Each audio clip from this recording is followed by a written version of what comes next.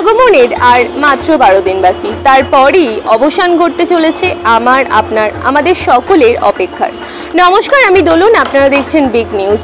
আমি ইতিমধ্যে এসে পৌঁছেছি শোভাবাজার নরেন্দ্র কৃষ্ণ দেব পার্কে, যেখানে এই বছর তাদের পুজো 56তম বর্ষে পদার্পণ করছেন।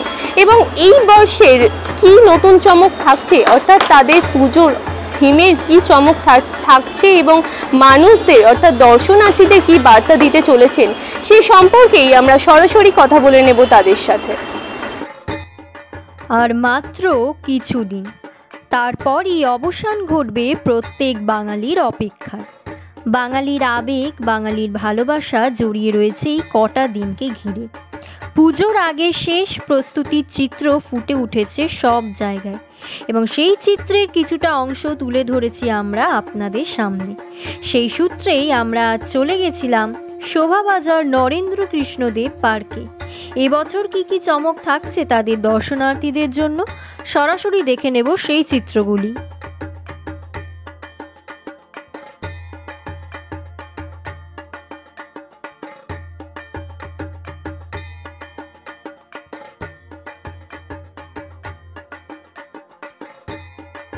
মানুষের থেকে কিরকম প্রতিক্রিয়া আশা করছে?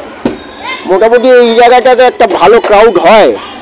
আর এবছরে এই মানে কিছু এইসব মানে মিডিয়ায় যে এখন আরজিকল কাণ্ড এইসব নিয়ে যেগুলোতে আশা করছি এখনো পর্যন্ত পুজোতে ভালোই এইটা নিয়ে হবে, মানে ভালো মতোই একটা ক্রাউড হবার আশা রাখছি, কারণ মানুষ এইসব জিনিস থেকে একটু কাটিয়ে উঠতে পারছে আস্তে আস্তে।